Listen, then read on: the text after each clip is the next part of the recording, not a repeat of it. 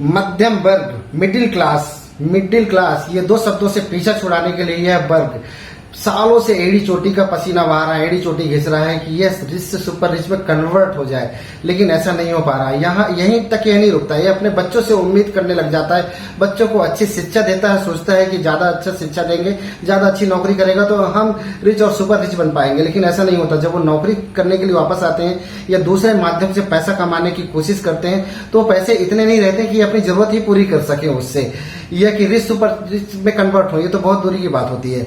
हमारे देश में, भारत जैसे देश में आर्थिक असमानताएं व्यापक तौर पर हैं। इस एक सर्वे के अनुसार लगभग 3 से 4% के लोग रिच और सुपर रिच कहलाते हैं। 13% जो नीचे के लोग होते हैं वो गरीब कहलाते हैं, जिन पर पेट भरने की समस्या रहती है और यही गवर्नमेंट की योजनाओं पर निर्भर रहते हैं। बीच का एक बहुत बड़ा क्लास कहलाता है जो मिडिल क्लास कहलाता है। ये 83% लोग हैं, जिसमें 52% लोअर मिडिल क्लास है और 31% अपर मिडिल क्लास है। जो 52% मिडिल क्लास है उनकी इनकम 1 लाख, 1.25 लाख से 5 लाख के बीच में होती है और ये ऐसा वर्ग होता है जो भरपूर शोबाजी करता है, अपने को रिच सुपर रिच बनाने की कोशिश करता है, भरपूर पैसे खर्च करता है, इवन इस पैसे में इसका गुजारा भी नहीं हो पाता, फिर भी ये दिखाता है। और ये ऐसा वर्ग है जो बचत के मामले में बहुत कमजोर है, मुश्किल 1% लोग ही बचत कर पाते हैं इसमें। दूसरा जो होता है जो अपर मिडिल क्लास कहलाता है, उनकी इनकम कहलाती है 5 लाख से 30 लाख के बीच में। यही एक ऐसा वर्ग है जो जीडीपी में सहयोग कर रहा है,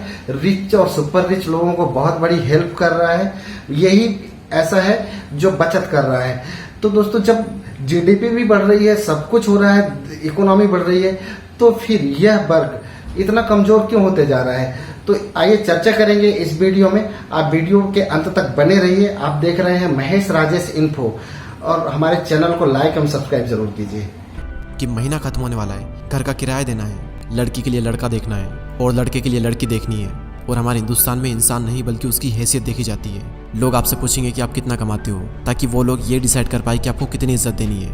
महंगाई दिन पर दिन बढ़ रही है, लेकिन आपकी कमाई नहीं बढ़ पा रही। खर्चे बढ़ रहे हैं लेकिन आपकी आमदनी नहीं बढ़ पा रही।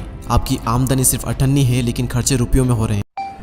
मिडिल क्लास गरीब क्यों हो रहा है? क्योंकि उसके पास में इन्वेस्टमेंट करने की समझ नहीं है या क्षमता नहीं है। यदि वह बचत कर ले रहा है तो उसके पास में समझ नहीं है। बाकी यदि लोअर क्लास को देख लें, लोअर मिडिल क्लास को देख लें, तो उसके पास में क्षमता ही नहीं बची है इन्वेस्टमेंट करने की, क्योंकि वो बचत ही नहीं कर पाता है। हाल ही में 2 खबर बहुत सुर्खियां बटोर रही थी, जिसमें भारत 5वें नंबर की इकोनॉमी बन गया। उसने इंग्लैंड को पछाड़ कर 5th नंबर पर पहुंच गया जीडीपी ग्रोथ पर।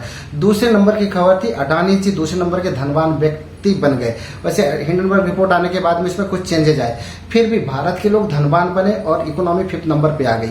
जब ये सब कुछ हो रहा है तो प्रॉब्लम कहां पर हो रही है? जीडीपी ग्रोथ कर रही है, तो मिडिल क्लास क्या कर रहा है? मिडिल क्लास सिर्फ उस जीडीपी को बढ़ाने में हेल्प कर रहा है और ऊपर के 3 से 4% जो लोग हैं रिच और सुपर रिच हैं उनको ग्रोथ दे रहा है और इसके अलावा कुछ नहीं है। तो आखिर ऐसे कौन से कदम है जो मिस कर रहा है middle class, lower middle class, upper middle class, जिसके चलते वह धनवान नहीं बन पा रहा है बल्कि नीचे आ रहा है? वह महंगाई के जाल में कंटिन्यूअस फंसते जा रहा है। स्वाभाविक है, यदि ग्रोथ होगी तो महंगाई भी होगी। तो उस महंगाई के बीच में अपने को रिच और सुपर रिच भी बनाना है उस मिडिल क्लास को, तो आखिर गलतियां कहां पर हो रही हैं? आइए समझने की कोशिश करेंगे इस वीडियो पे। जो अगले 3 कदम क्या है, तो समझते हैं उन 3 कदमों के बारे में। धनवान बनने के जो 3 स्टेप के बारे में बात करेंगे, उससे सुनकर आप बोलेंगे हाँ ये तो हम जानते हैं। तो जानते हैं तो फिर सिंसियर क्यों नहीं है उस बारे में? बहुत छोटी सी बात है लेकिन सही में ये बहुत बड़ी बात है, जिसे ही फॉलो करके जो रिच और सुपर रिच बन रहे हैं यहीं से हो रहे हैं, यही स्टेप फॉलो करके हो रहे हैं। तो ये स्टेप है कि पहला तो है पैसा कमाना, दूसरा है पैसा बचाना, तीसरा पैसे को इन्वेस्टमेंट करना। हाँ, तीनों चीजें ठीक हैं, तो लेकिन भाई पैसे बचाए कहाँ से, पैसे कमाए कहाँ से, ये देखने की वाली बात है। तो पैसे कमाए कहाँ से? पैसे कमाने के लिए भी पैसे की जरूरत है, क्योंकि पैसा ही एक रॉ मटेरियल है, कच्चा माल है जो पैसा कमाने में हेल्प करेगा। तो फिर अगला कदम क्या करेगा? जब हम यहीं पे रुक जा रहे हैं तो अगले कदम क्या है? तो इसमें एक बात और हो सकती है कि नौकरी से भी तो पैसा कमाया जा सकता है। मिडिल क्लास में जो ज्यादातर लोग हैं वो नौकरी पेशा वाले हैं या कि एक ऐसा बिजनेस में है जो सेल्फ एम्प्लॉयड है। तो फिर आखिर प्रॉब्लम कहां पर आ रही है? ठीक है, हम यहां से पैसा कमा ले रहे हैं तो पैसा बचा नहीं पा रहे हैं। पैसा नहीं बचाने का बहुत बड़ा कारण है कि हम इन जो छोटी छोटी सुख सुविधाएं हैं उनमें जाकर उलझ गए हैं। आज चलो एक फोन का मॉडल लॉन्च हो गया, उसको खरीद लेते हैं। यदि वो नहीं खरीद पा रहे हैं तो चलो क्रेडिट कार्ड यूज कर लेते हैं, वो भी नहीं हो पा रहा तो चलो EMI से कर लेते हैं।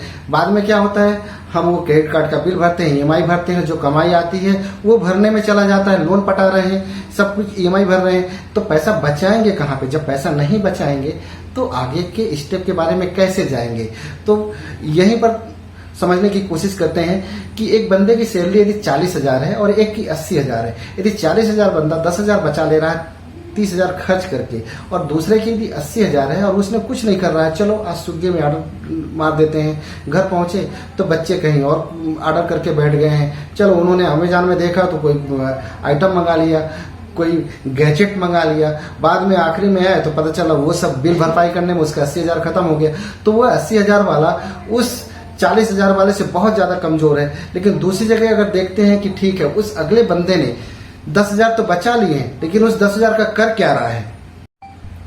चलिए, हमारे पास में रॉ मटेरियल नहीं है, मतलब कच्चा माल नहीं है, जिसे हम पैसा कहते हैं, जिससे हम पैसा कमा रहे हैं। तो हमारे पास में नौकरी है जिससे हमने पैसा कमाया और पैसे से जो है 5,000 10,000 रुपए बचा लिए, और उस बचे हुए पैसे को हम अब इन्वेस्ट कहाँ करें, ये मुख्य बात होती है। जो तीसरा कदम होता है, जो धनवान बनने की, रिच और सुपर रिच बनने की पहली सीढ़ी कहलाती है, जिसको इन्वेस्ट करें। अब अगला बंदा यदि 5,000 या 10,000 रुपए बचाया, उसने क्या किया, बैंक में रख दिया। बैंक में रखने के बाद में जो उसको इंटरेस्ट मिला वह तो इन्फ्लेशन रेट से भी बहुत नीचे है। वो पैसा वहां रखे रखे खराब हो गया, जल गया, किसी काम का नहीं रह गया। दूसरा, कई बार उन्होंने इंश्योरेंस प्रोडक्ट खरीद लिया, किसी ने आप आके बता दिया बेहतरीन प्लान है, आप 20 साल बाद इतना कमा लोगे। लेकिन होता क्या है कि जितने भी इंश्योरेंस के इन्वेस्टमेंट प्लान होते हैं वो सही में बकवास होते हैं। ये मेरी पर्सनल राय है, मैं बाकी की नहीं कर सकता हूं, लेकिन ये मेरी पर्सनल राय है कि बकवास प्रोडक्ट होते हैं। इंश्योरेंस के सिर्फ 2 ही प्रोडक्ट मेरे नजर पे अच्छे होते हैं, एक टर्म इंश्योरेंस होता है अच्छा, दूसरा होता है हेल्थ इंश्योरेंस। ये दोनों प्रोडक्ट लोगों को लेके रखना ही चाहिए। लेकिन करते क्या है लोग कि वो गलत जगह में पैसे बैंक में रख देते हैं, FD में रख देते हैं, रेकरिंग डिपॉजिट में रख देते हैं। कुछ पैसे उनको रखना चाहिए थी, उन्होंने 10,000 बचाया है तो ठीक है, 2,000 आपने रख लो कहीं पे, लेकिन उस 8,000 को एक सही जगह पर जब तक इन्वेस्टमेंट नहीं करोगे तब तक आप धनवान तो बने ही नहीं सकते हैं, सोच ही नहीं सकते हैं। फिर उसी साइकिल में आ जाएगी, बच्चे बड़े होंगे, फिर उनको पढ़ाएंगे, फिर वो कहीं दूसरी जगह जाएंगे, कहीं नौकरी करेंगे, वो फिर से करेंगे, उसी साइकिल में फंसे रहेंगे। जो बचे हुए पैसे हमने बचाए थे बैंक में, रेकरिंग डिपॉजिट किए थे, FD किए थे, उन बच्चों की शादी में या घर बनाने में खर्च हो जाएगा, फिर ऐसे ही बैठे रहेंगे। वो धनवान और सुपर धनवान बनने का सपना तो खत्म हो जाएगा। एक सिंपल सी बात है, फेसबुक के मालिक जो हैं वो, उनके पास में बहुत पैसा आ गया, वो पैसा उनके पास में पड़ा हुआ था, उन्होंने देखा कि इंडिया में रिलायंस जियो बहुत ग्रोथ कर रही है, उन्होंने आकर इसमें इन्वेस्ट कर दिया। हम बड़े लेवल की बात कर रहे हैं, लेकिन ये छोटे छोटे कदम है जो छोटे लेवल में देखा जा सकता है, अच्छे सलाहकार को ढूंढकर कि ये पैसा है जिससे हम उस 10,000 से 20,000, 20,000 से 40,000, 40,000 से 80,000 कैसे बढ़ाते चले उसको, और हम धनवान से सुपर धनवान बनने की का एक कदम पकड़ लें, राह पकड़ लें। यही मुख्य बात है दोस्तों। तो आप कम से कम इतना ही तो समझ जाइए कि पैसा कमाना, पैसा बचाना और उसे सही जगह पे इन्वेस्टमेंट करने की जब तक नहीं सोच पाएंगे तब तक ये मिडिल क्लास गरीब होता जाएगा। जो आज महंगाई की मार है, ठीक है, महंगाई तो आएगी, उसको कोई नहीं रोक सकता है, महंगाई आएगी, तो उस महंगाई में फंसते हुए नीचे आता जाएगा। पहले लोगों के पास में ज्यादा जरूरतें नहीं थी, महीने में 6 महीने में एक बार बाहर खाना खाने जाता था, लेकिन अभी ऐसा है कि वीकली प्लान होने लगा है। कुछ नहीं है तो स्मार्टफोन में सब कुछ है, यहीं से ऑर्डर कर दो, यहीं आ गया, तो आपके पास में पैसा पड़ा है तो उसे आप खर्च करेंगे। लेकिन यहीं पे थोड़ी समझदारी दिखानी पड़ेगी कि वहां पे उस कटौती को कुछ करके उसको बचाकर और सही जगह इन्वेस्टमेंट करना होगा। दोस्तों, हमारा वीडियो कैसा लगा, हम कोशिश करेंगे इस सब्जेक्ट में और अच्छी एक सीरीज लाने की पूरी, तो प्लीज हमारे वीडियो को लाइक और सब्सक्राइब जरूर कीजिए। नमस्कार।